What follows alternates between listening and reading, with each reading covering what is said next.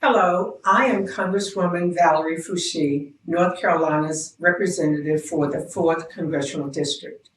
February is Black History Month, a time for acknowledging, remembering, learning, and exalting the powerful heritage of African Americans. For 2024, the Black Indigenous People of Color, or BIPOC elected officials of Orange County, are celebrating Black History Month with our reading of a poem from the world-renowned poet Nikki Giovanni.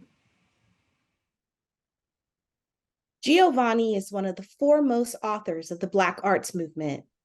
She's published numerous collections of poetry, including her first self-published volume, Black Filling Black Talk, 1968, and New York Times bestseller, Bicycles, Love Poems, 2009. Giovanni has received numerous awards, including the inaugural Rosa L. Parks Woman of Courage Award and the Langston Hughes Award. She also is a 7-time recipient of the NAACP Image Award. The following is from the book entitled Quilting the Black-Eyed Pea, copyright 2002. Rosa Parks by Nikki Giovanni. This is for the Pullman Porters who organized when people said they couldn't, and carried the Pittsburgh Courier and the Chicago Defender to the Black Americans in the South so they would. No, they were not alone. This is for the Pullman Porters who helped Thurgood Marshall go south and come back north to fight the fight that resulted in Brown versus Board of Education, because even though Kansas is west, and even though Topeka is the birthplace of Gwendolyn Brooks, who wrote, The Chicago Defender sends a man to Little Rock. It was the Pullman Porters who whispered to the traveling men, both the blues men and the race men, so that they both would know what was going on. This is for the Pullman Porters who smiled as if they were happy and laughed like they were tickled when some folks were around, and who silently rejoiced in 1954 when the Supreme Court announced its 9-0 decision that separate is inherently unequal. This is for the Pullman Porters who smiled and welcomed a 14-year-old boy onto their train in 1955.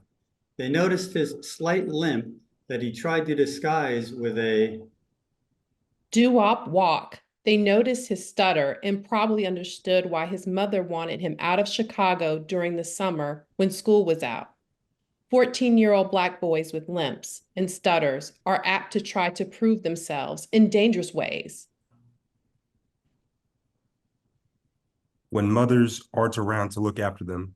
So this is for the Pullman Porters who looked over that 14-year-old while the train rolled the reverse of the Blues Highway from Chicago to St. Louis to Memphis to Mississippi.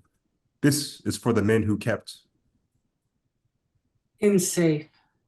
And if Emmett Till had been able to stay on a train all summer, he would have maybe grown a bit of a paunch, certainly lost his hair, probably have worn bifocals, and bounced his grandchildren on his knee, telling them about the summer riding the rails. But he had to get off the train and ended up in Money, Mississippi, and was horribly, brutally, inexcusably, and unacceptably murdered.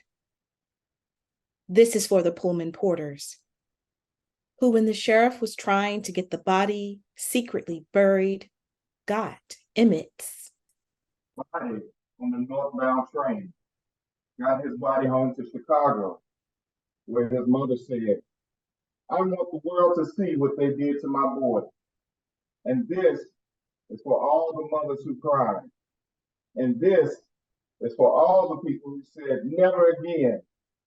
And this is about Rosa Parks, whose feet were not so tired. It had been, after all, an ordinary day until the bus driver gave her the opportunity to make history. This is about Rosa Parks from Tuskegee, Alabama, who was also the field secretary of the NAACP.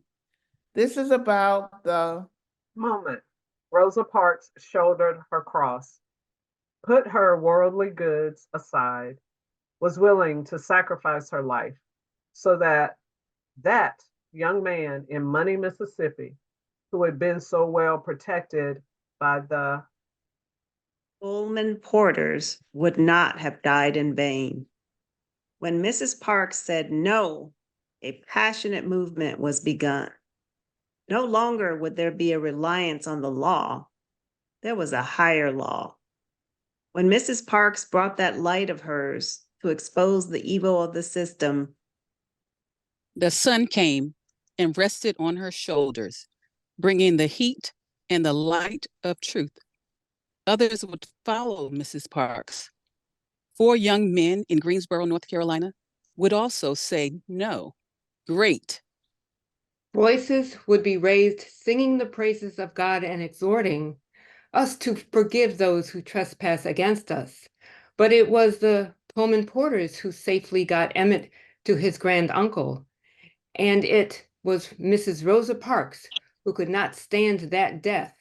And in not being able to stand it, she sat back down. happy Black History Happy Month. Black Happy History Black History Month. Month. Happy Celebrate. Black History Celebrate. Month. Black Celebrate. History Month. Yes.